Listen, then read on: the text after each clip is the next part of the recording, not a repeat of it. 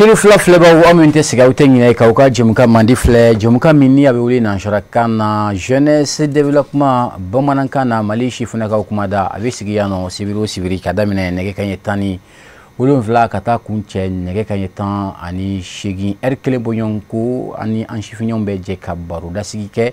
fɛn bɛ tali kɛ babu kan babu min ni an bɛɛ bɛ jɛ ka hakilina ta ɲɔgɔn fɛ ka se ka o kɔnɔkuma ɲɛfɔ an filɛbaaw ye cogo min na an ka bi babu o de bɛ tali kɛ farikolo ɲɛnajɛ cogoya jumɛn don ni o ye senfili ni bolofili ye sabula n'i y'a jateminɛ kosɛbɛ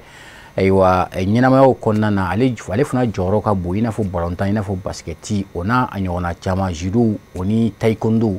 nka n'an ko arts martiaux a bolofara ka ca kosɛbɛ arts martiaux yɛrɛ ye mun de ye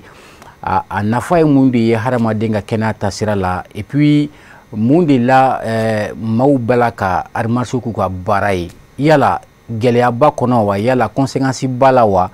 ani a nafaw an bɛna an da tu o bɛɛ de la nin waati la ka sanga ni ayiwa u ka hakilina min ni o bɛna bila sen kan nin waati la baara dɔw b'u bolo ni o ye ka se ka ni o ye kulonba dɔ ye kulon o ye jumɛn ye k'a fɔ ko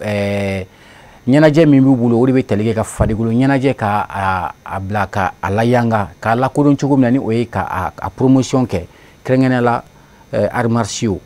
ni ala sɔnna ma an ye wele bila maa fila ma ani olu de bɛna jɛ ka ayiwa babu in kɔnɔ kuma ɲɛfɔ aw bɛɛ lajɛlen ɲɛna min b'a to aw bɛ se ka caman faamu a la cogo min na an ye wele bila maa fila min ma maa fɔlɔ ale y'an balimakɛ Yusuf Keyita ale ye fɛn min lajɛrɛba min ni a kan ka kɛ ni o ye championnat régional de karaté ni ale ye o maa ye Kulukurukaw fɛ yen nɔ nka a nana an ka plateau kan baara in bɛna boli cogo min na a bɛna da don o la ka dɔɔnin fɔ an filɛbaaw ɲɛna ni ala sɔnna ma salamu alaikum monsieur Keyita. Walaikum salam. Kori basi t'i la. Basi foyi t'i ye alhamdulilayi. Mɔdɔ an ka plateau ka di bi sabula an bɛɛ ka kɛnɛ. Alhamdulilayi. An bɛɛ bɛ se senfili ni bolofili la. Bolofili la kɔni effectivement. D'accord. Plateau ka di kosɛbɛ. Très bien. I nana ka wuli jaabi a diyara n ye. Merci beaucoup. Ma filanan ale fana ye n ɲinɛna n kan ka fɔ ko maître Ouz maître c'est ça. Ouz c'est ça. An b'a kɛ ten bon an bɛ maître ye. C'est ça donc ma filanan ale fana ye maître Mamadou Jara ye ani ale bɛ bɔ Dozo Ramatulayi la an b'a fana fo k'a ka jansa salamu alaikum. Wa alaikum salam wa rahmatullahi ta'ala wa barakatuh. Nba i ka kɛnɛ. Alhamdulillah basi foyi tɛ na. I nana ka wulili jaabi a diyara n ye. Vraiment a diyara n ye. Nka n'an ko maître avocat maître tɛ dɛ. Non avocat maître tɛ. N'est-ce pas. Ni ye senfili ni bolofili ani tagapɛrɛ. Tagapɛrɛ. Ouais. Voilà o bɛɛ de b'a la. Très bien e fana ye kɛnɛ labɛnba maa dɔ ye. Inchallah. I nana ka kuma jaabi wulili jaabi a diyara n ye kosɛbɛ. Ni ala sɔnna. Ni ala sɔnna ma Mali sifinnakaw aw bɛ Mali yɔrɔ yɔrɔ k'a daminɛ Kayi fo Kidali la jɛmukan ye aw de ta ye ayiwa fɛn bɛ tali kɛ bolofili ni senfili ni tagapɛrɛ na ni ala sɔnna ma aw bɛna caman faamu a kunkan kow kan sisan sabula n'an ko sifinnakaw i ko ko kɛnɛya n'an ko kɛnɛya i ko ko fɛn caman b'a kɔnɔ kosɛbɛ i n'a fɔ wulikajɔw b'a kɔnɔ ka baara kɛ teliya o b'a kɔnɔ sabula ni maa kɔrɔla foyi man ɲi donc yala arts martiaux in denmisɛnnin fɛn don wa walima maakɔrɔba fɛn don wa sɔɔni an bɛna walawalali ko fana la min b'a to a bɛ se ka caman faamu o la cogo min na sisan n y'a fɔ cogo min na an bɛna ɲininkali fɔlɔ tengu an balimakɛ la maître Yusuf Keyita ayiwa n b'a fɛ k'a dɔn rapidement yan'an k'an da don baara in na fɔlɔ ayiwa i bɛ se ka mun de fɔ e yɛrɛ kan parce que an b'a dɔn k'a fɔ hali ni i ye karamɔgɔ ye n'an b'a fɛ k'a dɔn encore i bɛ mun ni mun de kɛ i ka baara ye mun ye. Ok, donc an b'an filɛbaga bɛɛ lajɛlen fo k'a fɔ k'u bɛɛ lajɛlen bisimila i y'a fɔ cogo min na ne tɔgɔ Yusuf Keyita donc n ye denmisɛnnin ye n sigiyɔrɔ bɛnnen don Sangarebugu ma Sangarebugu ale bɛ Bɔgɔsomugu kɛrɛfɛ a bɛ an bɛ orientation kura min kɔnɔna na sisan a bɛ Bamakɔ arrondissement 9 kɔnɔna na donc n ka baara bɛnnen don projet baaraw de ma en réalité o ye n yɛrɛ ka baara ye et en même temps n ye denmisɛnnin ye mun cɛsirilen don jɛrɛjɛkuluko la an ka sigida la an tilala kɛnɛ yɛrɛ ka yan o de y'an se yan kosɛbɛ denmisɛnnin jɛrɛjɛkulu caman bɛ yen an yɛrɛ ka sigida la ani Mali kɔnɔ an b'olu baaraw kɛ donc o de ka di n ye kosɛbɛ pour que denmisɛnninw yɛrɛ fana bɛ se k'u sen don u ka duguw ka ɲɛtaga la denmisɛnninw bɛ se k'u sen don jamana fana ka ɲɛtaga la cogo min na donc n ka baara fanba bɛnnen don o ma o de fana y'an se yan a m'a ye bi e bɛ la ka ne wele ko maître effectivement ni y'an bɔ ka jɔ kɛnɛ kan sisan n ka ca a bɛ to ka da tun na dɛ ah bon a m'a ye parce que anw bolo denmisɛnnin kɔni n'i kɛra denmisɛnnin ye i kan ka wuli ka jɔ i ka dugu bɛ se ka taa ɲɛ cogo min na donc o de y'a to an ka karatekɛlaw wulila ka se an ma i yɛrɛ ɲuman fana an bɛ tila ka n da don an ka événement in na donc an faral'u kan donc o de hukumu kɔnɔ bi an bɛɛ kɛra maître ye bi donc an bɛ senfili kɛ bi an bɛ bolofili kɛ ni Ala sɔnna ma merci beaucoup a tɛ k'an si la bi hali ka da an bɛ se ka ban 4 heures du matin an tɛ siran d'accord est-ce que i ko k'i bɛ projet moto ni fɛnw kɛ et donc ka se olu kunba ye jumɛn ye ka se ka i ka sigida k'o layiriwa walima projet in a nafa ye jumɛn de ye bon a kɔni a bɛ fɛn caman kan mais i yɛrɛ ɲumana a sigilen don fɔlɔ an yɛrɛ ka sigida yɛrɛ bɛ se ka taga ɲɛ cogo min na parce que ni sigida taga ɲɛ yɛrɛ a ka ca Ala fɛ aw yɛrɛ min bɛ sigida kɔnɔ aw fana bɛ taga ɲɛ donc an bɛ baara fɛn fɛn boloda olu baaraw bɛ boloda ka t'o sira fɛ an ka sigida bɛ se ka taga ɲɛ cogo min na denmisɛnninw fana bɛ se k'u sen don sigida ka taa ɲɛ la parce que anw de ka ca ni bɛɛ lajɛlen o ye tiɲɛ merci très bien merci beaucoup maître alors avec vous également maître n b'a fɛ ka dɔɔnin dɔ i fana kan n'a ma ɲɛ k'a fɔ i ye dozo karamɔgɔ ye nka o bɛɛ tɛmɛnen ka bɔ yen nɔ maaw b'i dɔn ni jumɛn maaw t'i dɔn ni jumɛn wɛrɛ ye Sere Fila télé jabaranin kan i ka se ka dɔɔnin fɔ i yɛrɛ kan n b'a fɔ assalamu alaikum walekum salam an filɛbaga jamakulu bɛɛ lajɛlen fɔ inchallah ani sababu min fana an se yan nɔ n'o ye karate ko ye ani commune ko n'o ye Sangarabugu ye ala k'an ka autorités bɛɛ lajɛlen fɔ kɛrɛnkɛrɛnnen k'an ka mairie membres bɛɛ lajɛlen fɔ ka jeunesse yɛrɛ fɔ kɛrɛnkɛrɛnnenya la fana vraiment n'an fa n'an ba n'an karamɔgɔ an ka foli bɛ Sefu Usumani Hayidara c'est ça parce que an yɛrɛ an b'aw kɔnɔna na fɛn a ka d'a fana ye a ka d'a fana dɛ maintenant n'i ye Cani yɛrɛ Cani b'a labɔ dɛ a fana bɛ dɔ kɛ Cani d'accord ni Cani tɛ sanfɛ don o don ani Forokiya i b'a fɔ ko ayi ko nin tɛ ka sɔrɔ n'i y'a sumalen ni Alahu akbar ma nɔgɔn dɛ d'accord voilà an ka foli b'u bɛɛ ye n'Ala sɔnna d'accord ne ye Mahamadu Jara ceinture noire 4e dan ceinture noire 4e dan jumɛn na fɔlɔ en Shotokan oui pas ouais ya 4e ko tɛ donc ça veut dire que aw ka sigida la kɔni bandiya yɛrɛ tɛ yen fiyewu bon an yɛrɛ ka carré sɔnni an kun bɛna da la n ko iri karate parce que an ka carré kɔnɔna du foyi tun tɛ yen ko min denmisɛnnin dɔ tɛ karate la min y'a laban min m'a laban k'a da bɛɛ bɛ dɔɔnin kɛ bari depuis ne kɔrɔ fɛngɛ parce que an y'a daminɛ depuis en 93 ya depuis en 93 maintenant bon depuis n'an bɛ dogo k'a kɛ fo ka n'an bila yeli na pour que k'a kɛ parce que an ka carré kɔnɔ denmisɛnnin i ka taa entraînement kɛ dɔrɔn kalo sara ko dulonnen t'i la mais ni chantier passé sera ni tɔw bɛ min sara i b'o tilancɛ sara o kɔni de tun bɛ yen n'Ala sɔnna ne kɔni ye baarakɛla min ye an bɛ jagomisɛnninw kɛ d'accord commerçant voilà an bɛ commerçant ye d'accord an bɛ an balakaw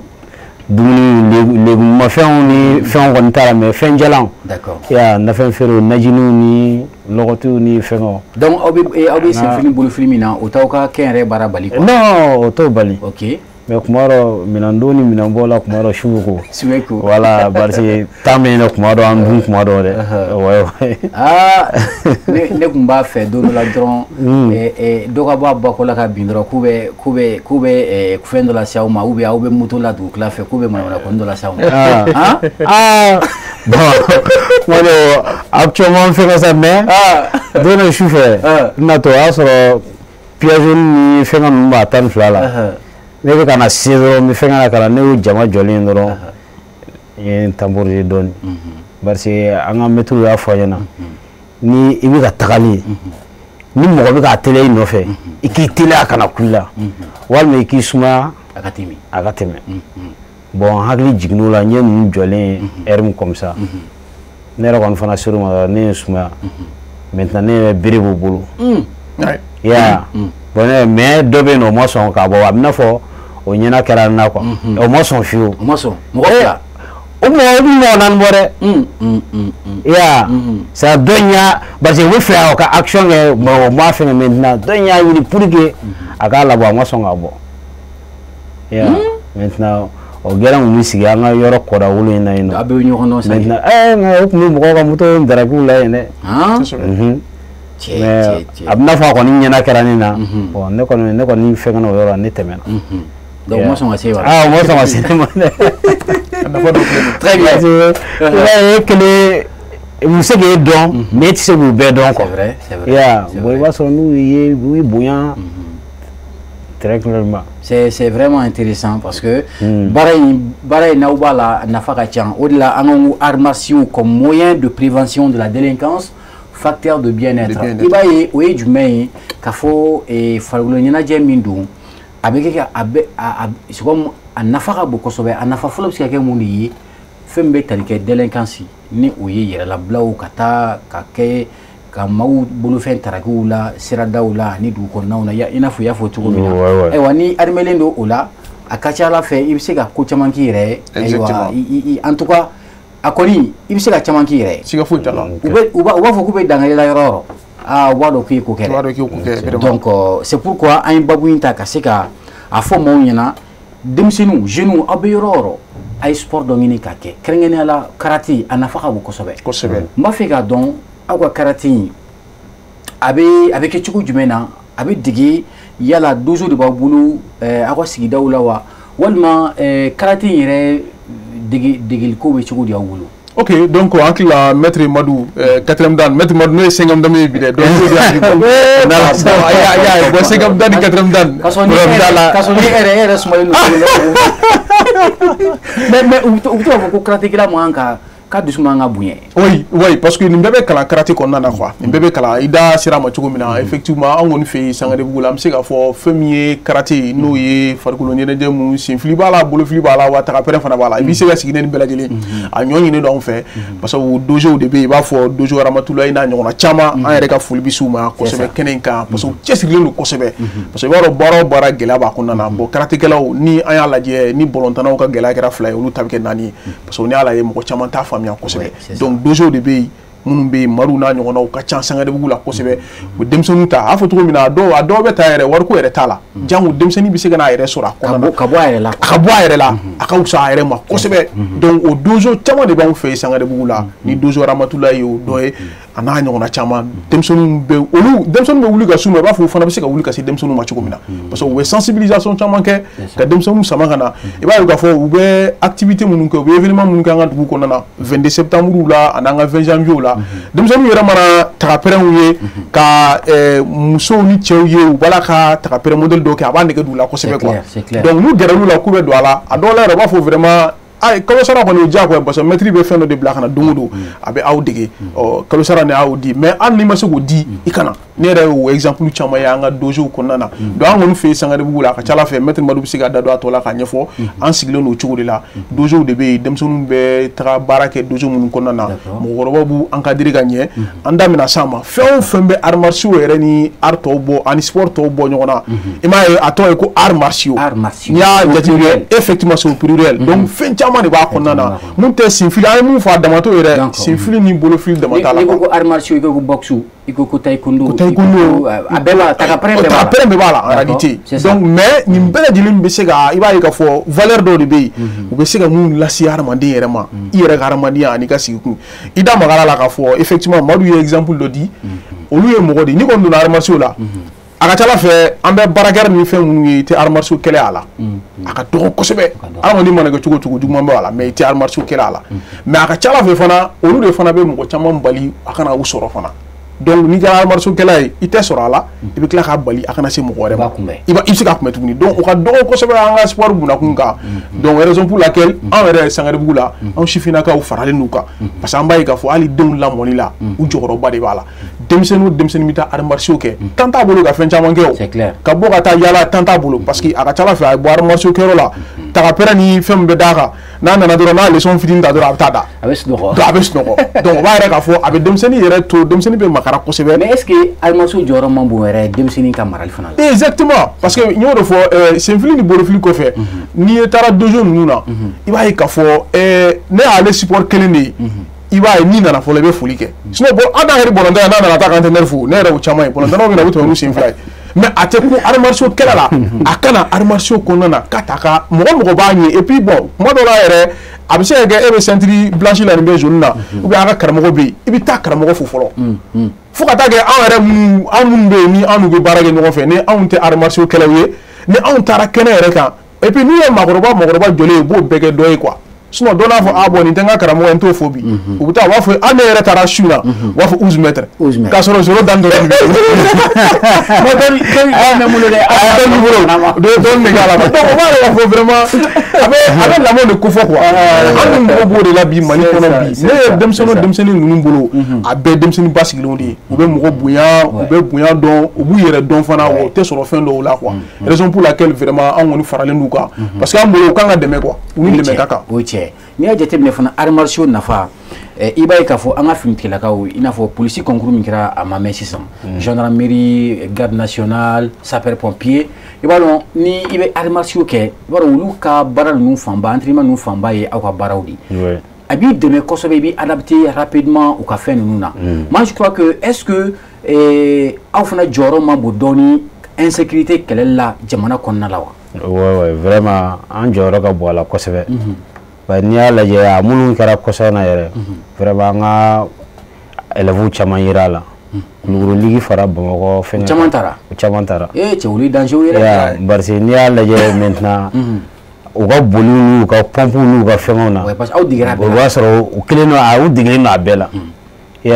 vraiment o caman ye nafa sɔrɔ a la mais baara in ma nɔgɔn dɛ ne hakili la ne fitinin an ka ceinture dɔ passeli an bɛ taa mɔgɔ 10 ɲɔgɔn la mais i b'a dɔn k'u bɛɛ bolila ka t'u mɔgɔ 4 mɔgɔ 5 ceinture passée là non baara nɔgɔn tɛ dɛ bon a bɛ cɛsiri kɔ voilà mɔgɔ cɛsirilen tɛ tɛ se ka arts martiaux kɛ non c'est sûr ko fana n'u wagati de don de fɔ la kuma dɔ mɔgɔ tun bɛ bɔrɛw siri k'a gosi fo ka tɛgɛ yan yɔrɔw bɛɛ gulon mais a nana ye maintenant i bɛ fɛn jalan gosi kana fɛn jalan gosi fɛn min t'i lamaga quoi i bɛ fɛn gosi fɛn min b'i lamaga mais n'i y'a kɛ i bɛ fɛn min gosi fɛn min ma tɛ amortiser kɔni a man ɲi kunkolo yɛrɛ ma mais fɔlɔ la an tun t'o dɔn dɛ n'i bɛ fɛn min bugɔ voilà parce que i bɛ travaillation na i b'a ye chiffonnamaw don walima i b'a sɔrɔ fɛn min sira mais donc an bɛ min film na o tɛ quoi ka taa kɔgɔbɔrɔni siri ka cɛncɛn k'o kɔnɔ cɛncɛn jalen walima ka bɛlɛ k'a kɔnɔ bon ma laɲini mɔgɔw fɛ sisan dɛ parce que a bɛ n'a fɔ fɛn min na faamu cogoya min na mais fɔlɔ la an tun b'o olu de tun ka d'an ye mais sisan nɔ ko bɛ nɔgɔya bon ale y'a yira k'a fɔ ni muso bɛ pompe kɛ ale bɛ bolo dayɛlɛ de ka pompe kɛ bon a bɛ se ka sigi a jeune fana turu donc cɛ bɛ a kɛ tan voilà cɛ bɛ se ka o kɛ mais a laɲini muso ka se ka pompe kɛ a bolo dayɛlɛlen d'accord est-ce que mais est-ce que i ka kuma latigɛ tɛ est-ce que arts martiaux ka ɲi muso ma oui arts martiaux ka ɲi muso ma c'est vrai la conséquence tɛ muso ta la non conséquence t'a la d'accord parce que an yɛrɛ y'a mɛn muso da yɛrɛ fana minnu bɛ fɛngɛ kɛ u b'a fɔ jiginni yɛrɛ la a b'a nɔgɔya muso caman ma ye exactement a bɛ jiginni nɔgɔya muso caman ma donc hali i kɔnɔmaya ma i bɛ se k'a kɛ ouais i bɛ se ka mais i kan ka se ka mouvement min fɛngɛ kɛ o fɛ hali yɛrɛ b'a ye ni an balakaw mana taa dɔgɔtɔrɔso la u b'a fɔ ko ka to ka tagama dɔɔnin ka to ka fili voilà i b'a ye u to ka tagama dɔɔnin i b'a ye sport yɛrɛ a nafa tɛ se ka fɔ ka ban quoi d'accord hali ni mɔgɔ min man kɛnɛ kuma dɔ tension walima diabète u b'a fɔ k'i ka to ka tagama i ka sport dɔɔnin kɛ d'accord très bien alors n b'o question posé aw fila bɛɛ kɔnɔ yala arts martiaux a ka ɲi mɔgɔ denmisɛnnama de la walima i makɔrɔbalama jumɛn na est-ce que après n'i y'a kɛ denmisɛnnama n'i bɛ ka kɔrɔbaya yala conséquence dɔw taara parce que an ye dɔw ye olu tun bɛ boxe ni fɛnw kɛ nka u kɔrɔtɔla a kɛra conséquence a dɔw ma hali taama ka gɛlɛ a dɔw ma est-ce que arts martiaux dɔw la conséquence b'a dɔw la walima kɛcogo jumɛn de b'a la min b'a to n'i bɛ kɔrɔ a kana dangari la bon alhamdulillah an bɛ se ka min fɔ o yɔrɔ la parce que fɛn o fɛn kɛcogo i n'a fɔ kɛcogo bɛ ka faamuya sisan i n'a fɔ e bɔra ka min fɔ sisan voilà kɛcogo bɛ ka faamuya sisan bon ɲɛna o de kun cɛ i b'a ye k'a fɔ a bɛ gɛlɛya mɔgɔ ma est-ce que i y'a faamu parce que dɔw bɛ baara dɔw kɛ an ye mɛtiri dɔw kibaruyaw sɔrɔ maintenant c'est dogodogoni min mɔgɔ la c'est tellement u sen kun ka ɲi u bɛ sen wuli cogoya min na c'est a bɛ i n'a fɔ ni kolo fila ye kolo min a bɛ fɛngɛ a namaya fɛngɛ bɛna ban quoi yɔrɔ kolo bɛ fɛngɛ ɲɔgɔn sanfɛ quoi dɔ bɛ bɔ a ka fɛn na quoi voilà c'est comme le fait que a tigi fɛn b'a la c'est mouvement b'a la mana b'a la voilà n'a bɛ sɔrɔ mana in bɛ tigɛ dɔɔnin dɔɔnin voilà mun de b'o kɛ bon est-ce que u ka baara yɛrɛ baara diri vraiment o de ye an ka maîtrise dɔw sɔrɔ. donc ça veut dire o ma laɲini aw ka fɛn in kɔnɔ. voilà maintenant fɛn o fɛn maintenant hakɛ de b'a la parce que mɔgɔ kan ka se ka baara kɛ maintenant physique yɛrɛ k'a daminɛ 10 minutes ka taa 15 minutes cayalen ka 20 minutes parce que an ye brevet kɛ u y'o yɔrɔ ninnu fɛn fɔ yan mais i b'a sɔrɔ fɔlɔ n'an nana an kun bɛ se ka 30 minutes walima o sanfɛ k'o bɛɛ kɛ physique la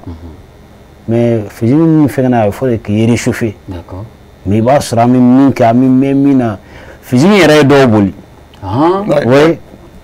est-ce que y'a faamu o wagati physique yɛrɛ dama ye dɔw boli wa dɔw yɛrɛ bɛ kɛ bon physique yɛrɛ dun fana de fana ye karaté yɛrɛ nafa fana ye tuguni physique nafa ka bon dɛ physique nafa ka bon yɛrɛ yɛrɛ bon fɛn o fɛn la hakɛ de b'a la i y'a bon o de bɛ se ka dankari kɛ dɔw la pour que o fɛnɛ bon comme i ye boxe fana ta tɔgɔ ma pour que ka fɔ a yɔrɔ la parce que comme a bɛɛ b'a kɔnɔ mais i b'a ye min don fɛn min bɛ to ka gosi parce que i b'a sɔrɔ olu ka kunkolo ɲini yɛrɛ de ka ca quoi i y'a k'u donni ka ca kunkolo de la bon o de bɛ jouer olu caman fɛnkɛtɔ la kan quoi est-ce que y'a faamu. d'accord très bien maître e ko ye kuma dɔ fɔ ko gɛlɛya bɛ aw ka fɛn ninnu caman na ko ni balontan gɛlɛya ta o filɛ nin ye aw fana ka gɛlɛya o ka ca ni balontannaw ta ye i b'a fɛ ka mun de fɔ yen yɔrɔ la. bon vraiment jamana ɲɛmɔgɔw tɛ ka se ka karaté bila ba la de wa. oui i b'a dɔn anw fɛ jamana in kɔnɔ yan sports bɛ ɲɔgɔn ɲɛ ka da mɔgɔw yɛrɛ ka faamuya cogow kan ani jama fanba bɛ taga yɔrɔ min na a ka ca ala fɛ gouvernement fana ka wari fanba bɛ taga yen de mais o kɔfɛ an b'a ye k'a fɔ dugumana na fɛn min ye arts martiaux mɔgɔw ye gɛlɛya caman de b'u la imagine toi an yɛrɛ bɛ a lajɛ Sangarebugu la donso caman de b'an fɛ yan u cɛsirilen don kosɛbɛ i b'a sɔrɔ anw fɛ yen u bɛ se ka balontan équipe dɔ bila sen kan ne bɛ misaliya dɔ ta k'a fɔ anw ye projet dɔ sɔrɔ ka se ka an ka Sangarebugu la ye ka se ka yɔrɔ dɔ dayɛlɛ farikolo ɲɛnajɛ bɛ se ka k'a kɛnɛ kan cogo min na basketi b'o la balontan b'o la a n'a ɲɔgɔnna caman a bɛ dayɛlɛ wagati min na an ye ni mɔgɔ caman sɔrɔ basketikɛlaw nana karatekɛlaw nana balontannaw nana mais i b'a ye k'a fɔ arts martiaux kɛlaw stabilité b'olu la kosɛbɛ ka tɛmɛ nin bɛɛ lajɛlen kan n'i taara basketikɛlaw nɔfɛ wagati i b'a sɔrɔ mɔgɔ kura de bɛ yen i b'a sɔrɔ denmisɛnnin kuraw bɛ yen i b'a sɔrɔ entraîneur kuraw fana bɛ yen degeba fana kuraw bɛ yen balontannaw kɔni olu kɔni tɛ kalo kalo olu bɛ yɛlɛma mais depuis arts martiaux kɛlaw y'a daminɛ fo ka se bi ma ni dɔ ma fara denmisɛnnin ka fɛn ma bɔ a la donc stabilité b'u la n'u ye fɛn fɛn daminɛ u b'a laban quoi donc ne bolo olu ni dɛmɛ ka kan mais i b'a ye k'a fɔ ni farikolo ɲɛnajɛ fɛn fɛn bɛ kɛ u mago bɛ dɛmɛw la farikolo ɲɛnajɛ fɛn fɛn bɛ kɛ hali an da magara kɔlɔlɔ min na a ka ca ala fɛ an bɛ farikolo ɲɛnajɛ caman kɛ i b'a sɔrɔ an labɛnnen t'a kama kosɛbɛ n'a fɔra ko tagapɛrɛ siman sanfɛla ko tɛ dɛ n'i tora o la i tɛ si sɔrɔ a la dɛ donc n'i y'o lajɛ fɛn min ye ninnu yɛrɛ ka baarakɛla dɔ ye n'a ko tantami parce que ninnu ta tagapɛrɛ de b'a la donc i bɛ tagapɛrɛ f'i ka tagapɛrɛ fɛn dɔ de sanfɛ fɛn bɛ se ka tagapɛrɛ in a kana kɔlɔlɔ sɔrɔ effectivement donc o tɛ se ka kɛ siman sanfɛla la o mais o yɛrɛ Sangarebugu yɛrɛ n'a mun bɛ bɛɛ lajɛlen toujours si a t'a si bolo donc olu bɛ tagapɛrɛ mun caman bɛ yen a bɛ kɛ yɔrɔ la a man ka kɛ yɔrɔ min na a bintɔ si man kan i bɛ se ka bin gabakuru dɔ kan a bɛ jouer i galaka kan ou bien donc o b'a yɛrɛ ka fɔ farikolo ɲɛnajɛ tɛ se ka adamaden kɔrɔtɔ a tɛ se ka défaut las'i ma n'i y'a k'a kɛ yɔrɔ la n'i y'a k'a kɛcogo la a n'a faamuya cogo la a tɛ se ka degun las'i ma n'a ma fɛn fara i kan an bɛ da mana s'a ma vraiment kɛnɛya b'a la et puis n bɛna yɔrɔ kelen fɔ ka bɔ kuma na i da magara musow ta la c'est vraiment très important bi bi in na an bɛ yɔrɔ min na Madu y'a fɔ cogo min na hakilinaw caman faamuyara ɲininiw kɛra ka yira k'a fɔ ko musow ani cɛw an bɛɛ lajɛlen dama ka kan farikolo ɲɛnajɛ la parce que a bɛna ni nafa o nafa ye musow kan cɛw kan a bɛna n'o nafa kelen de fana ye musow kan surtout an ye kɛnɛya fɔ mɔgɔ farikolo ɲɛnajɛ kɛ i ka kɛnɛya sabatilen don kosɛbɛ donc hali musow ni kɛnɛya ma kan wa u fana ni kɛnɛya ka kan musow bɛ farikolo ɲɛnajɛ kɛ ka da u ta kan ni compétition bɛ kɛ an dɛmɛbaga la musow ka compétition b'a damana o kɔrɔ muso ni cɛ kɔni tɛ bila ɲɔgɔn na mais musow yɛrɛ dama bɛ bila ɲɔgɔn na u ka catégorie la donc vraiment an yɛrɛ hakilina dɔ ta an ka commune kɔnɔna na an y'u dabɔ musow dɔrɔn de kama ka muso 20 ta muso 40 u tɔgɔ don arts martiaux la ka fu k'an jɔ ka parce que an n'olu cɛ fu tɛ mais anw b'an jɔ n'a ye kalo min bɛ sara an b'a sara ka tila ka kibino san ka d'u ma dɛmɛ bɛ se ka s'u ma kalo 6 a kɛkun tun ye pour que mɔgɔ fana ka dɔn k'a fɔ an kana den musomanin to so fana k'a tɛ arts martiaux kɛ a bɛ taga a fana bɛrɛla ye mun ye a b'o kɛ i kana kɛ ka tɛmɛ i se kan quoi kana fo ko ne wore ben ta maru fe bi ya bi gela de so maru bala amena donc manga fo ngo kle fla do mi ge maru no na ya bi gela de non mi ta don wala fargolo be digala a te jouer fargolo ga ikana karaba quoi don quoi mais ça a barem se ga tricher ka fo ko kito ceinture dollar ga ceinture dos wol ma ka ceinture di ma ka so ina manga est-ce que a barena est-ce que tricher ni ya ke est-ce que conséquences ta la yere bulu ko fait bon fona ye fargolo ni je art martiaux o ye a dafara bani anga a sport do dafara bay tricher ka do art martiaux la parce que keli ka gele bon on va foti ko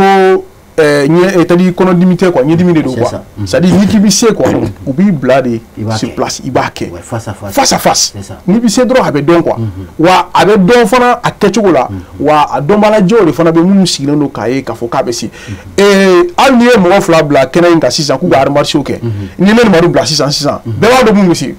Nya quelque la de ba do mou monsieur. Donc va ka fo ar marché ko ni. C'est-à-dire que yeli ko ni o foko ban quoi. D'accord. Ni yera do monsieur. Tege fli to ni c'est. Tege fli so ni c'est fli to. Ana faranga tege fli, iba fli mais fli to do ba law. D'accord. Na faranga c'est fana fli, faut c'est nga fli ya c'est aga do ni soro. Bon, ni ba mo ke bien, fa ma cham so nga farare. Sinon akun kadne na soro na ngum se ga ngina nga réalisateur ba fait Adama. Demso mu ba mbulu koro yala kulu fana c'est fli to no tege fli to la je. Parce que ne fana do ni ko inanga. Ah, problème ta Adama. Ok, donc alors imagine Mamboulou, c'est comme Amboulou défilé ka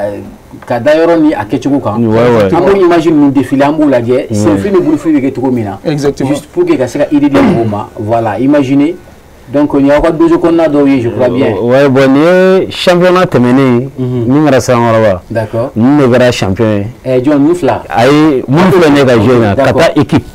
Il était champion. Ni Chitogandi. Ouais, ni Chitogandi. D'accord. Ouais.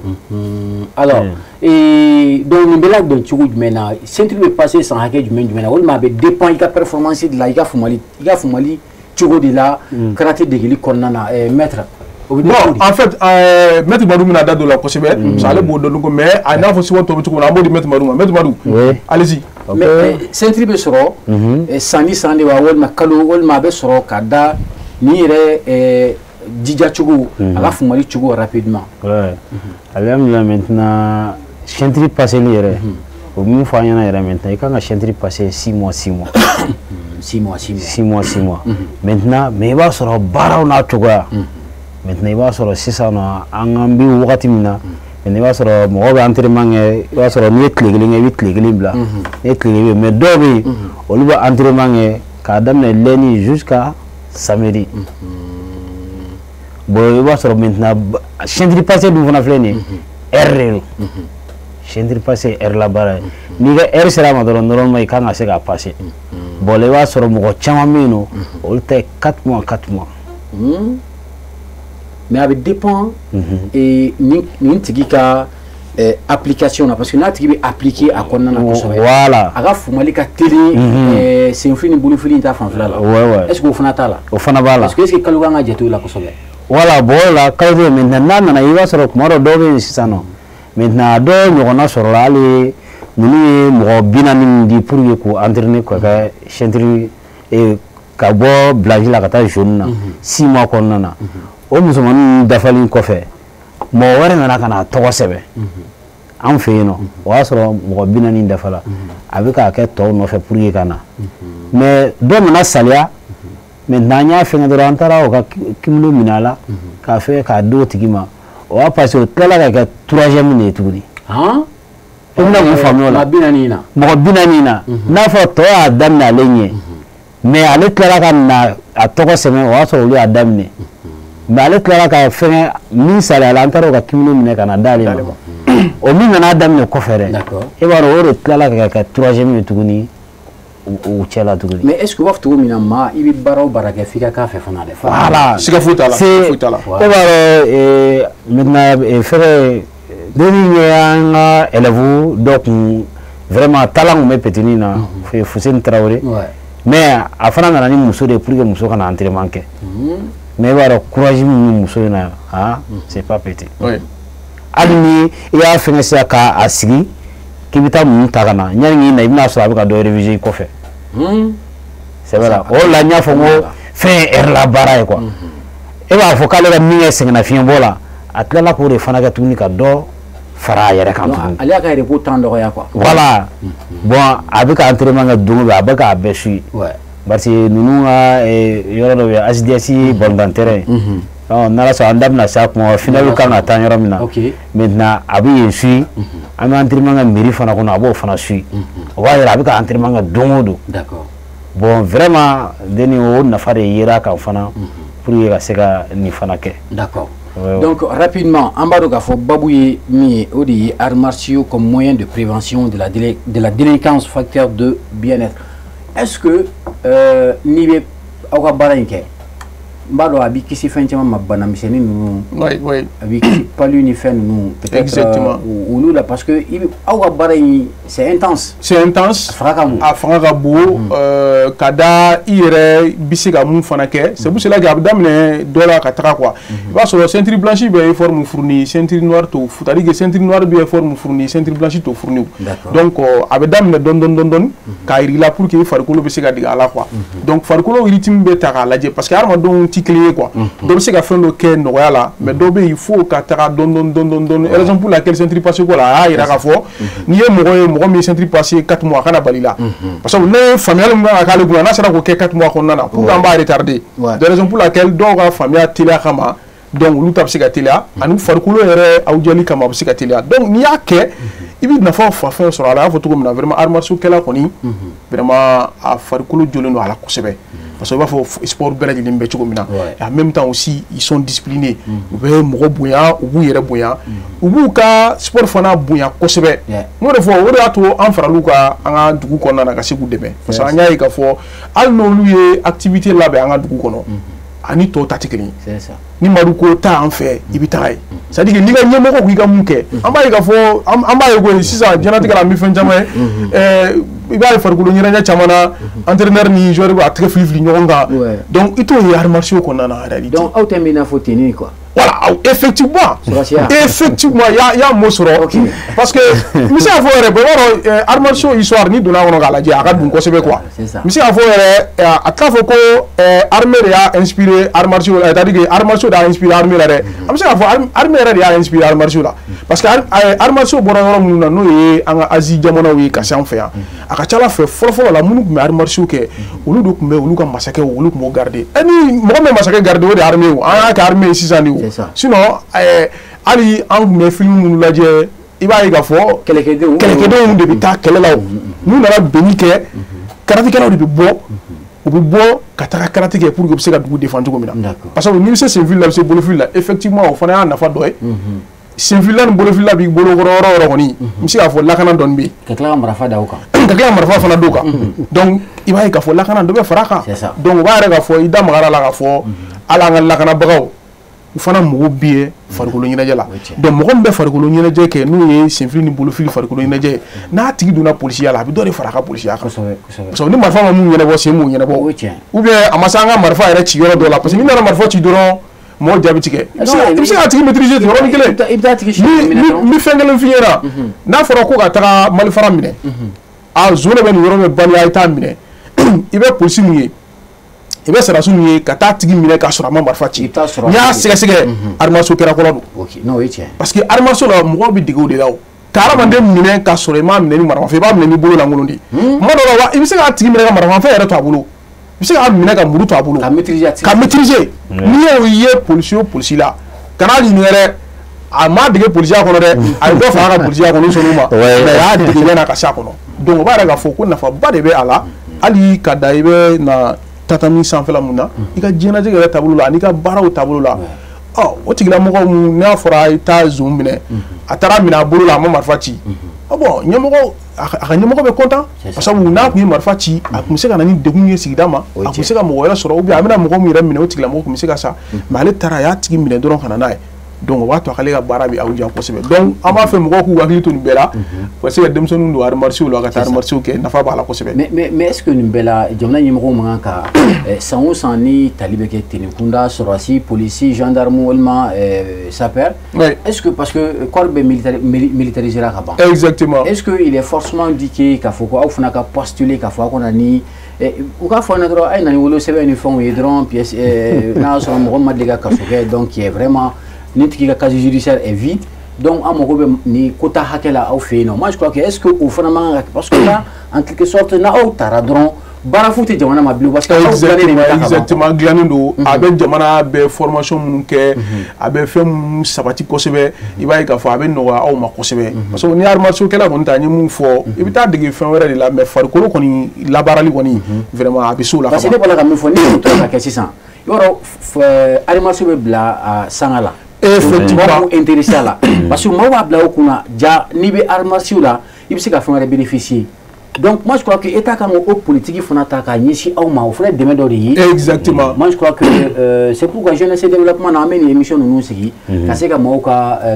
c'est pour attirer un peu l'attention. effectivement non y'o min fɔ o fana ye tiɲɛ ye hakili la fédération parce que arts martiaux alhamdulilah Mali kɔnɔ a fana organisé len don fédération ba b'a la fédération régionale fana b'a la donc hakili la an ka ɲɛmɔgɔw tulo bɛ an na hakilina kɔni don hakilina min kan ka ta ba la u bɛ se ka exploiter ka se k'a yira an ka ɲɛmɔgɔw la. kun tɛ ko arts martiaux kɛlaw ka fisa ni tɔ ye dɛ mais hakili la kɔni mɔgɔ min bɛ yen ni a degelen don a bɛna taa baara min kɛ ka ban mɔgɔ min bɛ yen n'a degelen don o la ka ban n'a et puis i y'a fɔ fana ka d'a kan a seereya b'aw bolo a bɛna fɔ ceinture noire 4e dan tiɲɛ yɛrɛ la mɔgɔ mɔgɔ sera 4e dan na k'a fɔ ko ceinture ma tricher fiyewu k'a ma tricher cɛ o tɛ se ka lajɔ n'i y'o ta k'o kɛ policier ye n'i y'o ta k'o kɛ sarasu ye gendarme ye i y'o don kɔɔri yɔrɔ o yɔrɔ la vraiment a b'a jɔyɔrɔ fa. mais est ce que 7e dan ou 5e dan bɛ mɔgɔ min bolo est ce que o kan ka cɛden hakɛ joli lajɔ parce que mɔgɔw b'a fɔ ko cɛden 10 20 mais est ce que réellement a kan ka kɛ cogo di k'a fɔ ko ceinture ma tricher fiyewu 5e dan b'e bolo i kan ka cɛden joli lajɔ kɛlɛ yɛrɛ la k'a fɔ ko i bɛ se k'a tigi tɔn da yɛrɛ. bon k'a fɔ ka cɛden joli la don parce que i b'a ye karaté yɛrɛ fana na maintenant film cogoya min na a t'i n'a fɔ i b'i jɔ yɔrɔnin kelen dɔrɔn ka se ka a fɛngɛ dɔrɔn k'o bɛɛ ci baba. mais an bɛ min ye film na mais sisan ka dɔw ye réalité ye. ouais dɔw ye réalité b'a la dɛ. maa 20 maa 40. réalité b'a la. mɔgɔ kelen bɛ se k'olu bɛɛ ci. a bɛ kɛ réalité b'a la. et puis u b'a fɔ fana ko karatékɛla ko n'i b'a fɛ ka karatékɛla bugɔ dɔrɔn ko kana distance d'a ma est ce que o ye tiɲɛ ye. bon n'i y'a mɛn fana maintenant o fana tile ye a degelen ninnu bɛɛ la o. mais parce que comment rapprocher bɛ yen. a distance fana bɛ yen o parce que i kɛlɛkɛla kɔni yala la waati dɔ la a bɛ surunya i la waati dɔ la fana a fana b'a ka stratégie kɛ ka jɛ i la donc n'a jɛ i la i kan ka stratégie minnu bila en place i b'olu sama ka na o mais quoi qu'il arrive n'a kɔni kɛra combat kɔni ye ni maramafɛn kɔni t'a bolo fo cɛ mara gansan ni gansan a tɛ se ka maga ɲɔgɔn na kɔni n'a ma gɛrɛ ɲɔgɔn kɔni na donc n'ale taara ɲɛfɛ soit e bɛ se ale ma soit ale bɛ se ma donc o degelen ninnu bɛɛ lajɛlen na. bon ni a kun bɛ ka kuma dɔ kun fɛngɛ kɛ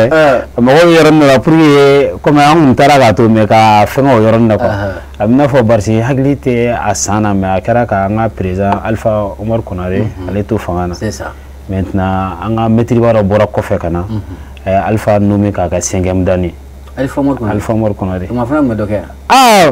c'est barisi comme il faut triser ta la vraiment ni bon. Avant bon comme on te berebe to kana be fait no fois pour que ka fene ka da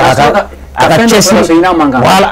voilà bon a soro a bɛ ka cɛsiri min kɛ ka karatekaw ni fɛngɛw dɛmɛ cogoya min na a ye ladon fɛ maintenant voilà o fɛngɛna bon si tuguni maintenant an ka mɛtiri ba minnu fana bɛ yen n'olu ye sotoganikɛlaw ye maintenant an ka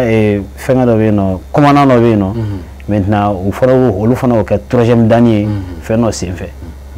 est ce que y'a faamu ah n'a fɔ e bɛ ka nin min yɛrɛ fana kɛ tan nɔ maintenant an tɛ se ka nɔrɔ di mɔgɔ ma dɛ ne bɛ se k'a fɔ sisan ko bon n'i ka ceinture bleue est ce que i y'a faamu voilà pour que courage yir'i la voilà est ce que y'a faamu mais ne tɛ se ka nɔrɔ di mɔgɔ ma dɛ voilà bon hali o kelen na fana tuguni Isufu Da Tura la an ka 20 janvier kɛnɛ kan maintenant an ka ceinture dɔ tun bɛ yen nɔ maintenant a nana a bɛ ceinture blanc nin la mais ɔkɔliden don tɛ se a bɛ se o b'a fɔ cogo di poyi dɔ a taara mun ye a nana o dɔ fɛngɛ voilà bon n tɛ fɛn min cogoya dɔn kosɛbɛ ka tinno do ka fɛngɛ maintenant président nisɔndiyalen o y'a sɔrɔ a bɛ chantiri min na o t'a ka chantiri ye an y'o o siri a cɛ la président sera k'a ka verti ye ten o y'a sɔrɔ blanchi de don an ye orange siri a cɛ la pour que a ka fɛngɛ maintenant ligue président n'o ye Kulukoro ligue président ye a sera k'a fɔ ten ko bon nin ka nin fɔko ɲuman ye nin fɛngɛ kama n y'a ka verti ye en tout cas ko bon ale t'o dɔn an ka baara a ka se a niveau ma bon an y'a fɛngɛ fo bi a y'a niveau sɔrɔ ouais d'accord yeah alors très bien yana an da do fin aw ka ɲɛnajɛ ba yɛrɛ la n b'a fɛ k'a dɔn rapidement bɛɛ b'o o jaabi kelen kelen oui est-ce que maa lujuratɔ bɛ se ka arts martiaux kɛ wa bolofili senfili walima cogoya wɛrɛ b'a la wa parce que peut-être i bɛ taa sɔrɔ dɔw bɛ yen nɔ a bɛ k'an lajɛ bon a ka d'ale bolo kelen karila walima sen kelen voilà ou bien dɔw yɛrɛ sigilen bon je ne sais pas mais mɔgɔ lajuratɔ est-ce que a bɛ se ka arts martiaux kɛ lajuratɔ a bɛ arts martiaux kɛ cogo jumɛnw de b'a la yeah cogoya min i b'a sɔrɔ anw bɛ kelen min kɛ dɛ a b'o yɛrɛ fana kɛ wa e yɛrɛ min sigilen don i b'a faamuya ni i mɛnna ka arts martiaux kɛlaw lajɛ i b'a dɔn k'a fɔ a bɛ ka nin yɔrɔ in de kɛ parce que fɛn ye fasako de fana ye yeah fasako b'a la mais i b'a bolo b'a kɛ n y'a ye parce que fɛngɛ tɛ pour que k'a fɔ mais n'i b'a sɔrɔ taekwondo baara caman ye sen pour que k'a fɔ mais n kɔni a bɛ se k'a bɛ yen dɛ mais n ma taekwondo kɛla lujuratɔ de ye n tɛ n y'a ye shotokan na k'a ye fɛn na kinfu la k'a ye aikido la est-ce que y'a faamu maintenant ni saba n y'a ye o bɛɛ ne ni mɔgɔ yɛrɛ tun b'a baara kɛ a tun bɛ na an ka événement yɛrɛ la mais dɔ o ta yɛrɛ sen tigɛlen don ka bɔ a la mais dɔ in pour que k'a faamuya ni Sanusi tulo an kana maintenant ale ye namara yɛrɛ de ye shotokan aikido kinfu mais Mali kɔnɔ ni discipline ninnu na jumɛn yɛrɛ pratiquer no kosɛbɛ bon maintenant n'i y'a fɔ min pratiquer no kosɛbɛ parce que a bɛ fɔ fɛngɛ n'a taabolo kan maintenant ni a bɛɛ pratiquer no mais n'i ye yɔrɔ dɔw lajɛ i b'a sɔrɔ nin kɛbaga ka ca commune kɔnɔ yɔrɔ min na bon o fana n'a fɔ fana don parce que n'i ko k'i bɛ a fɔ tɔgɔ dɔ la a bɛna fɔ komi i ye dɔ fɔ k'a lagosi walima fɛngɛ mais u b'a fɔ ko i n'a fɔ i b'o de kuma fɔ parce que ko jumɛn de ka farin ka tɛmɛ tɔw kan fɛn min kɛbaga ɲuman o de ka farin ka tɛmɛ tɔw kan d'accord très bien voilà n tɛ bɛɛ na kɔni parce que i b'a sɔrɔ i bɛ taa dɔ ye u b'a fɔ ko nin de ka d'a la i bɛ taa dɔ ye o b'a sɔrɔ mais ni min kɔni fɔ i ɲɛna pour que i b'o mɛn i kumada yɔrɔ bɛɛ la mɔgɔ mɔgɔ ye shotokan kɛ ka sini wɛrɛ kɛ a bɛ nɔgɔya i ma a bɛ nɔgɔya i ma d'accord mais i bɛ se ka sini wɛrɛ kɛ ka na shotokan kɛ a bɛ shotokan bɛ se ka gɛlɛya i ma d'accord mais n'i ye shotokan kɛ ka taa sini fɛn fɛn kɛ a bɛ nɔgɔya i ma très bien alors rapidement maître yala ka dɔn in daminɛ ne b'a fɛ k'a dɔn parce que a ye fɛn caman fɔ yala Mali de la ka jɔnjɔn sɔrɔ arts martiaux sera kan wa k'a fɔ ko n b'a dɔn a source bɔra Chine de mais est-ce que an delila ka jɔnjɔn sɔrɔ i n'a fɔ bɔlɔntanw ni basketw bɛ cogo min na k'a fɔ ko Mali kɛra ni première ou bien Mali ye trophée ɲɛnamaw dɔ sɔrɔ a la bon n'i y'a ta k'a lajɛ n'i ye mɔgɔ kelen tɔgɔ fɔ sisan an bɛɛ b'a dɔn n'o ye ne yɛrɛ grand frère ye Moro Daba donc Moro Daba kɔni nana ni mun ye a bɛ se k'a fɔ a ka bon kosɛbɛ arts martiaux sera de don donc o n'a ɲɔgɔnna caman fitinin bɛ yen an bɛ Moro de ta k'a kɛ exemple ye parce que ale nana ni mun ye Mandela ni mɔgɔ nana n'o ɲɔgɔnna ye fɔlɔ donc an bɛ dugawu kɛ a bɛɛ bɛ kɛ gouvernement ka dɛmɛ de sababuya la an y'a fɔ cogo min na an b'a la k'an cɛsiri pour que an ka dossiers bɛ se ka tatami sɔrɔ cogo min na an wulilen don k'an jɔ an donna mɔgɔba caman kan donc an bɛ wele fana bila mɔgɔw ma Sangarebugu dossiers a ka ca kosɛbɛ mais tatami kelen t'u bolo n'u ko k'u bɛ compétition kɛ u bɛ taa tatami ɲini fan wɛrɛ de fɛ ka na donc mairie ni fɛnw de kan ka mairie an'an ka sigida bonne volonté minnu bɛ yen u bɛ se ka u dɛmɛ ka tatami ɲini ka d'u ma tatami ye mun ye Maru a ɲɛfɔ ka ɲɛ tatami ye i n'a fɔ i tun ye fɛngɛw bila i ye fɔlɔ image fɔlɔ min bila u bɛ ka fɛn kɛ dugumana min kan maintenant a gominama don quoi tantɔ voilà i ma ye tɛ wurudi fɛn na voilà a bɛ fɔ nin de ma tatami ne bolo kɛlɛ bɛ kɛ yɔrɔ min na o de tatami voilà i ma ye o binna sisan na a binna kan sisan a ye ku don a la mais n'i bɛ ka nin kɛ simanjalan kan ou bien bɛlɛ kan c'est pour cela n y'a fɔ n'i y'a ye a ye yɔrɔ dɔ farikolo ɲɛnajɛ kɛ a ye degun bila i ka diɲɛlatigɛ la c'est que ma ka ke oro la quoi. Donc c'est important ida magala fana le durato là c'est vraiment très important ani muso tabela jilin clé o fana on la ini do c'est pour cela que ali dona na tawla ambala ka akilu chani chuko mina parce que ni le durato ko abena al marché ok ani mo kenema taxi ka clé donc attaquant Allah ben ka bla mina konnana mais diantique évoluera si ça mara nya famille Jeux olympiques bora ka quelque chose ça donc bora ka bora fana ka ka tuni fla de guerre Jeux olympiques fla de guerre para olympique be olympique fana be para olympique le directeur de Boké pas le directeur de Ndé wala ka fo mais est-ce que Mali peut représenter lui bon Mali ba que Mali pour représenter alors para mala na ami jonjoni na mais ami jonjoni mana sila a flash la da falum da balu an shi mana ni fe ngandale mala dona na tawla mais ni be de men ko wala ko almarcho ni farguru ni na jafe bebe ni fe soro ina ka kandi quoi an bianga nga do fara wuli ka jori kan ka almarcho nunu deme ko sebe ne ko ngolo deme mala de mais abiyorum na bi gouvernement bi siga anga sigi daw bi siga fin chaman ke mo bi siga tout almarcho kala nunu bi siga deme chugo mina ka siga ke donc c'est pour vous dire que ni mo ko lo dura tomber ni ba fe ka almarcho ke ibi siga ke parce que Kenya be sura kono akli chani be sura kono na fin chaman be et le durateur mo bola ka timali mo kene mon quoi il va ke ka ketchugula. Très bien, je crois que chaman fomna ni parenthèse follow la ni o armarcio ren na faimi akanga ketchugu mina anda do achamana la so peut-être en ina fin doko mais oui modifier le tableau exactement. Donc Afrique adore rapidement, je crois qu'il y a un événement qui est en vue ni oui au kanyo na jere baye donc on est au kanga ke bon wiyano kelengana la ofi sangari bugula exactement ibsika idadu labe ina munidu labe mbeka na événement mbeka na mo événement modele kana ka fo événement baridu bon on ba foti ko be dugula wa dugu yere fana be ko la femier Kulukuru région no ye Kulukuru maraye akanga ka championnat régional organisé 100% où il va la dire Kulukuru mara konnana dans quel domaine d'abord stokan domaine voilà donc on va au domaine là au lutaï donc 100% où est à la dire c'est karaté quoi voilà niveau c'est fili ah bien au fana te aéré bon abe fait ministère niveau karaté voilà ya be ba sura ani kikai mo ba ke ani wodo ba ke ani shuru ba ke voilà bolu bébé donc mi rebe na mais karaté do voilà karaté d'accord mais karaté mo kan bon karaté ko lié karaté bina fo c'est fini ni bolo fili voilà karaté bina fo era wani effectivement bolo langulu yere c'est ça ikasega ok kukere aramadi para tukumina na la ça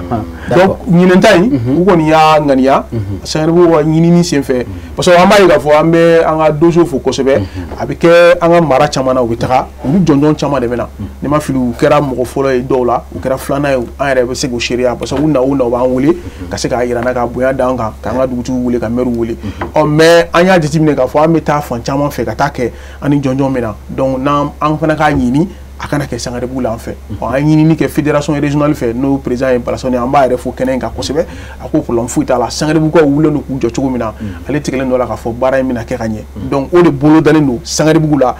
ankli la biere ala sirin fe rom na délégation bala kana parce que baraw bera dilin kanga ami délégation bismillah bi sangare bu la donc chini baraw be ke maru bi kla ka dado o ngo misenuna donc abri le bayre muye o ye finalier no be ke nala ni kera soma dimanche don o be ke sangare bugula ba fo rom ma ko AJDC terrain no ye AJDC ga basse terrain ani mairie be non kerefe abe ko so fana kerefe donc ami wole bla sangare bugu kabela yelima parce que ça c'est un honneur pour nous vraiment amina Kulukuru plus de 300 personnes délégation gacha 160 délégations donc bébé na ñongo soro bébé ke armarso de c'est la première fois que on sangare bugu ko ka asoro OK donc ni ashi Kulukuru bere minata on fait ah là ça c'est non donc yoro o ko te ko fitinier d'accord alors mais est-ce que faut ka frali taga ouais bon mais mi faut ka frali taga là sera ma mi faut la bien sera quoi voilà bon maintenant fait c'est national c'est national ouais parce que chantier nord passé fana bala kadam ne premier dan na kata quatrième dan na est-ce que a invité les loups oui invité les loups d'accord très bien yeah OK voilà maintenant au fana bala yeah boka fara éliminatoire fana de be no chini sokoma éliminatoire ouais oui mais maintenant pour que ni bo to dona sisano pour que combattant yeah ni ndujo ani jeune olu fana bɛna ɲɔgɔn sɔrɔ. Donc c'est le meilleur quoi. Meilleur de sélectionnera. Voilà. Donc na u ka sigida représenter sisan. Merci. D'accord. Voilà, o éliminatoire bɛna daminɛ sini sɔgɔma à partir de 9h. Maintenant éliminatoire bɛ continuer fo ka taa se an tɛ se ka ban wagati kelen fɔ a la. N'a ma se ka fɛ ni dugu jɛra a tɔ bɛ kɛ yani finale fana cɛ. D'accord. Et est-ce que balnaku wɛrɛw jumɛn de bɛ na ka a kɔnɔ wala maaw ma sigi ni fɛn minnu ye walima a bɛna kabako fɛn jumɛn de ra mɔgɔ la fɛn bɛ tali kɛ karaté sira kan. Ouais, bon, a tɛna fɔ komi Chinois dɔ bɛna ka bɔ Chine. Ah non. Chinois tɛna ka bɔ Chine. D'accord. Maintenant kabako ma yɔrɔ min maintenant n'o ye an bɛɛ fa ye n'o ye Maître Abdul Wahab Traoré Dibob. D'accord. Il est 9e dan. Mali bɛ est-ce que o bɛ mɔgɔ bolo? Ah, o kɔni mɔgɔ si t'ale sanfɛ. 9e. Ouais, a karaté sira fɛ. Sitogani sira kan ou bien karaté de sira kan? Karaté sira kan. Kɔrɔ ma kɔrɔ dɛ. Ah bon, tiens là, si bɛ ka dɔ kɛ. Ouais, il est chef de village de à Musabugu. Sabalibugu Kurani. Ah mais est-ce que hali sisan dɔɔni? Ouais, a bɛ dɔ fɛ N'est-ce pas? Fɛngɛ dɔ bɛ yen nɔ maintenant, fɔ ma ko Kurkadiri. Maintenant ni t'es 3e dan ye dɔrɔn ka yɛlɛ i tɛ se. Bon, ale de b'o animer. Oui. D'accord. Bon, hali n'a nana retard la i b'a sɔrɔ a bɛ taa ka physique n'a ka fɛnw kɛ kɛrɛfɛ ka sɔrɔ ka tila ka na baara kɔnɔ tuguni. Est-ce que aw yɛrɛ bolo ani jamana ɲɛmɔgɔw bɛ cogo di? Est-ce que bonya dɔw bɛ ka k'a ye wa? Parce que e bɛ ka fɔ cogo min na 9e dan Mali jamana bɛɛ 9e dan a tɛ mɔgɔ si bolo n'ale tɛ. Moi je crois que fɛn dɔ kan ka k'a fana ye o. Ouais, fɛn dɔ kan ka k'a ye. Bon, u b'a fɔ mun yɛrɛ ko chef de l'État ta de mun ye chevalier de la nation. Ah bon, parce que an t'a ka fɛn maintenant. O jɔnjɔn kɔni o delila ka d'a ma. M'o kalama. Chevalier de l'Ordre national. Non, o ye koba ye. Non, vraiment. Jamana ye ko ɲɛnamaba k'a ye. Non, fɛn n'o ka kan. Ko kɛra ye maintenant hali i da kun tura yɔrɔ min na maintenant quota dɔ dilen don karatekaw ma mais ne kɔni t'a hakɛ dɔn. Fini tiniko sira fɛ. Très bien. Voilà, parce que comme kuma kun bɛ ka fɛn ni ɲɔgɔn cɛ u b'a kalan u y'a kuma ninnu fɔ n'a wagatiw sera yɛrɛ u b'an ɲininka. Ni min b'an bolo an b'o fɛngɛ ka taga. D'accord. Voilà. D'accord. Donc il me semble que est-ce que dɔ yɛrɛw b'a la k'a fɔ ko dans les jours à venir k'a fɔ ko est-ce que aw bɛna yɛlɛma c'est comme yɛlɛma wɛrɛ jumɛn b'aw bolo aw ka baaraw natɔla la? Ka yɛlɛma dɔ don. I n'a fɔ karaté domaine na sisan hali bi ka jeunes su k'u k'a kan. Yala aw bɛna mun de kɛ hali bi maaw k'u sɔngɔ don karaté ma? Ouais, bon alhamdulilayi kɔni an b'o baaraw kan parce que ni hali Sufu y'a fɔ cogoya min na ni mɔgɔ min se moyen t'i bolo pour que ka kɛ an bɛ pour que k'i dɛmɛ i ka se ka kɛ parce que a kanu min dɔ la. D'accord. Maintenant i bɛ dɔw ka kalo sara bɛ sara ka fɛngɛ mais olu bɛ tila ka ɲini de pour que u kana karaté kɛ yɔrɔ la mais dɔw bɛ i b'a sɔrɔ moyen t'u bolo mais a ka d'u ye bon an b'a ɲini pour que k'olu fana dɛmɛ. D'accord. Bon ni fɛn ninnu kɛra tan nɔ a fɔra cogoya min na ni hali ni nin kɛra sisan nɔ i b'a ye mɔgɔ caman de bɛna ne b'a taa n tɔgɔ sɛbɛn walima jeune dɔw bɛ yen nɔ u bɛna pour que a ka d'u ye pour que k'a kɛ mais kuma dɔw la i b'a ye dɔw fana bɛna a politigilama de b'olu bolo ka na ka sin k'a dɔn yɔrɔnin kelen quoi. Yeah, bon dun fɛn tɛ bamananw bɛ fɛn dɔ fɔ karaté voilà kɔnɔdimi tɛ quoi ɲɛdimi de don f'i k'a kɛ de a ka ye k'a dɔn i bɛ k'a kɛ. D'accord, très bien. Alors rapidement maître parce que jamukan tɔ in man ca kosɛbɛ. Exactement. Est-ce que labɛn baara min ni aw bɛna kɛ ni tile fila in na yala sur le plan organisationnel yala an bɛ yɔrɔ jumɛn bi yala tout va bien ou pas? Est-ce que difficulté ma sɔrɔ à la fois pour le moment? Ok, donc il y a déjà sur le plan organisationnel, Amsika for Sangarebugu est prêt à 100%. Il y a photo comme na barafote ni gela o mado ala. Nga anwula ka jo amena abi karo flabo ambe nyonye dum denon dele ami nyonye anti dore fo ami kuma ndeka. Donc o de kama anyo fon be sigi nyonga depuis wati fo ka se sisama. Gela mu sura ala kono anya permettre ka se ka olu corriger yani biche. Ami yorom na bi an bɛ se k'a fɔ Sangaribugu ko bɛɛ lajɛlen labɛnnen don pour que ka se ka délégation bɛɛ lajɛlen bisimila. Dugutigilakaw, mairelakaw,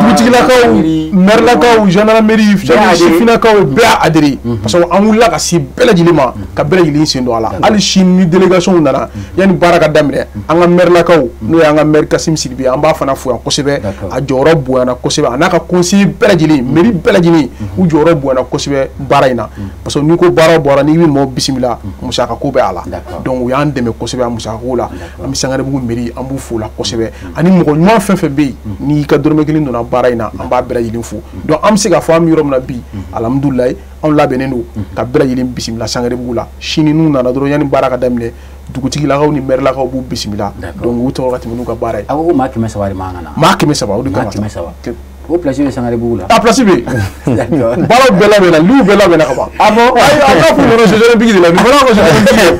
Donc u bɛna n'Ala ni kɛra sɔnna ma ils vont partir avec un très beau souvenir de Sangaribugu. Parce que a fana dabɔra o kama. Yala tile joli de don? Tile 3 de don. An bɛ bi jate a la. Parce que u bɛ se yan bi ka sini k'a la k'a kun cɛ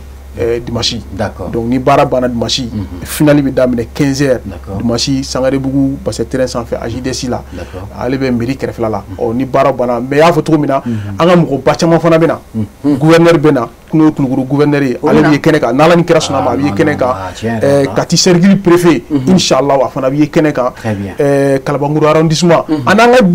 Mali yɛrɛ parce que a y'a fɔ cogo min na yɔrɔ dɔ la c'est régional. Mais est-ce que vous avez associé le ministère? Oui, le ministère fana bɛ na effectivement n da magara la effectivement ministère du sport ale k'an bɛna ou y'a ka représentant bɛ ye kɛnɛ kan ninnu bɛɛ lajɛlen b'a kalama parce que fédération fana wulila ka jɔ kosɛbɛ k'an dɛmɛ kosɛbɛ relation la ani ka mɔgɔw bɔ a kalama n'o y'an ka dugu mɔgɔbaw ye Balasanu yɛrɛ donna mɔgɔ caman kan k'a ɲɛf'u ɲɛna u bɛɛ y'u ka accord d'an ma donc c'est pour vous dire que c'est national. D'accord. Parce que ninnu yera kɛnɛ o kɛnɛ kan o ye Mali bɛɛ lajɛlen ta ye. Très bien. Effectivement médiaw fana welelen don sifila fɔlɔ ye fɔlɔ ye donc a welelen don a fana kɛnɛ kan an dɛmɛ la bi inchallah. Ni Ala sɔnna ma an b'o minɛn fa kosɛbɛ kosɛbɛ. Alors jamukan kɔni an sɛnsɛnna ale tɔni man ca tɔ miniti 3 miniti 2 alors est-ce que an bɛ se ka tour table kɛ ka aw ka impression labanw dɔn ayiwa foli laban minnu fana b'aw bolo k'a ɲɛsin an filɛbaw ma dɛmɛbaa minnu fana b'a la k'aw dɛmɛ ko in na ka se ka bonyamasegin k'u fana ye n'a sɔrɔ sifinnaka minnu fana bɛ ka an lajɛ karate a nafa ye min ye k'u su k'u kɛ a kanunu kan hali bi ka bɔ baara fɛn fɛn bɛ discipline ka ca nka karate fana ye discipline dɔ de ye pourquoi u bɛ so munna aw t'u su k'u kɛ discipline kan. Alhamdulillah maintenant halisa an bɛ fɛngɛ kɔ dɔɔni maintenant depuis ni fɛn 2019 wagati maintenant laɲinina pour que ni activité bɛ se ka kɛ Sangaribugu la. D'accord. Parce que président yɛrɛ y'a ye an bɛ cogoya min na a kanu bɛ an ka denmisɛnninw na a kanu bɛ maîtres la a kanu bɛ an ka maires la a bɛ jeunesse yɛrɛ fana na maintenant an y'a ka fɛngɛ fo ka se bi ma maintenant alhamdulillah depuis 2000 yɛrɛ kɔni ni maire y'i sigi kɛnɛ kɔnɔ ka mɔgɔ 2 bɛ yen k'o wele ka na parce que ni fɛn dɔ bɛ yen nɔ fɛn bɛɛ sababu fana dɔw bɛ yen nɔ hali n'u bɛ dugu ma i k'a fɔ quoi. C'est ça. Parce que il faut que waliman dugubaga ko zon quoi. Parce que maire y'i sigilen to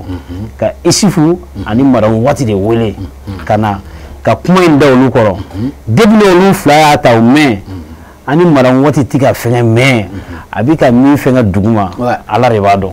Vraiment a fana folen don kɛnɛ kan mais o la comme a ko ni mairie bɛɛ fɛngɛna c'est vrai la c'est ni bɛ dɔ ta tɔgɔ ma ka fɛngɛ donc an bɛ dɛmɛbagaw bɛɛ fo an bɛ kɛrɛnkɛrɛnnen la Mali sifinnakaw ka tɔn min fana bɛ Sangaribugu la le CNJ an b'u fana fo kɛnɛ in tɛ se ka kɛ olu kɔ cogo si la rapidement. Bon a bɛ effectivement a fɔ cogo min na folikan de b'an bolo ka ɲɛsin bɛɛ lajɛlen ma ne kɔni bolo vraiment an bɛ commission membre fana fo bi bi in na ne nana n'o commission tɔgɔ la Madu fana nana n'o commission tɔgɔ la an ka ɲɛmɔgɔ fana bɛ yen donc an b'a fana fo kɛnɛ kan n'a ka ɲɛmɔgɔ dankan ani commission membre fɛn o fɛn bɛ yen parce que a taara ka di olu ma olu y'a ta ka di dugu ma n'i ko dugu wulikajɔ la denmisɛnw de bɛ ɲɛfɛ donc raison pour laquelle commission in kɔnɔna na mɔgɔ b'a kɔnɔ minnu yɛrɛ tɛ ma deli ka karate yɛrɛ kɛ mais duguko kama u donna a la donc an b'olu fana fo kosɛbɛ parce que olu de bɛ wulikajɔ la dugumana ni sanfɛla la pour que baara in bɛ se ka kɛ baara sabatilen kosɛbɛ an bɛ Balasani fana fo n'ale ye Kulukoro fédération fana ɲɛmɔgɔ ye ligue ɲɛmɔgɔ ye vraiment mɔgɔ min don a y'an dɛmɛ kosɛbɛ baara in na parce que Madu Damagara la a ye danaya ta ka d'an kan wa a y'an dɛmɛ fana mɔgɔ dɔ bɛ yen a bɛ fɛn d'i ma k'a kɔ don i la mais Balasani m'o k'an na dɛ a yɛrɛ ni Madu ye boliboli caman de kɛ ko in kɔnɔna na donc donc a fɔ cogo min na ni k'i b'i fari wɔɔrɔ bɛɛ de tɔgɔ fɔ i bɛ don dɔ gasi la donc an b'an dɛmɛ baga bɛɛ lajɛlen fo k'a yira la k'a fɔ an kana ɲinɛ a kɔ Sangarebugu bɛna Mali bɛɛ lajɛlen de bisimila donc dimanche don Sangarebugu la an ka bassin terrain sanfɛla la depuis 15 heures u k'an bɛɛ lajɛlen sɔrɔ kɛnɛ kan foli laban laban an b'o di Sirifula yɛrɛ ma bamananw fana ko maa min b'i dɛmɛ k'i ta fɔ ko n ta bɛ kɔnɔ o tɛ maa jɛɲɔgɔn ye an bɛ dɛmɛ k'i ta fɔ an bɛ baara in na bi a mɛnna kosɛbɛ a bɛ kalo 2 bɔ an y'a ɲini ka taa télé caman kɛnɛ kan ala ka ca an ma se ka ɲɛ sɔrɔ mais bi an ɲɛ sɔrɔ aw bolo an bɛ aw fo kosɛbɛ k'an ka karamɔgɔkɛ yɛrɛ fo Usumani Serifu Madani Hayidara ci ani baraji merci beaucoup foli b'aw fana bɛɛ lajɛlen sabula n'aw ye bonyamasegin kan ye o fana b'anw fana bɔ kosɛbɛ o de don ko n'i bɛ ko kɛ maa ye n'a y'a dɔ ye dɔrɔn hali ni c'est comme kana foyi yɛrɛ d'a ma mais reconnaissance o ka ca ni milliard a ka ca ni million ye an b'o fana fo an bɛ dugawu kɛ ala ka barika don aw ka kulo in na aw ka ɲɛnajɛ min b'a la ka na alors donc je vais peut-être an bɛ ninnu wele u ka n'an kɛrɛfɛ an ka émission cɛ n'o ye a ye na kelen kana jɔ a kelen kana jɔ voilà donc a ka ɲɛnamani ninnu c'est intéressant hakili b'a la sisan kɔni an ye muso kelen cɛ kelen c'est pour vous dire que vraiment mais cɛ ni muso arikɛla mɔgɔ bɛ siran foyi t'a la olu tɛ sɔn parce que u b'a dɔn mun b'a la quoi olu bɛ bɔ jiginnen don kosɛbɛ donc ko fɛn in ka di yan karate ka di yan mais e nafa dɔ sɔrɔ a la ne nafa ba de sɔrɔ a la très bien k'a da kɛnɛya yɛrɛ yɔrɔ ma dɔrɔn a banna i bana i bɛ se ka magɛnɛ mais mɔgɔ si t'a don i la sɔrɔ min bɛ k'i la i bɛ kɛnɛyalen don sɔrɔ min bɛ k'i la wa a b'a fɔ ko fɛn t'i la yɛrɛ très bien bon ne yɛrɛ nafa caman ba de sɔrɔ a la très bien tiɲɛ yɛrɛ la kɛnɛya a bɛ kɛnɛya sabati hadamaden farikolo très bien merci. Ouais, les champions dans les catégories. Sangarebugu. Ouais, et national. Ah d'accord. Il y a 6 moins de 65 et 50. Moins de 50 kilos. Voilà, moins de 50 kilos. Très bien. Les champions. Merci. Alors, on va faire Dante Folimina. Djemouka Amba Asonsori Anno Babou Kiyemi Ouriye. Arts martiaux comme moyen de prévention de la délinquance, facteur de bien-être. Merci. Mamiouk Mamboulokoro Mafla donc Kenganela. Maître Youssouf Keita, membre CEO du championnat régional de karaté de Koulikoro. Merci beaucoup, maître. Et également l'autre maître Mamadou Diara de Dozo Ramatoulaye, 4e dan. Merci beaucoup. Parce que donc 4e dame.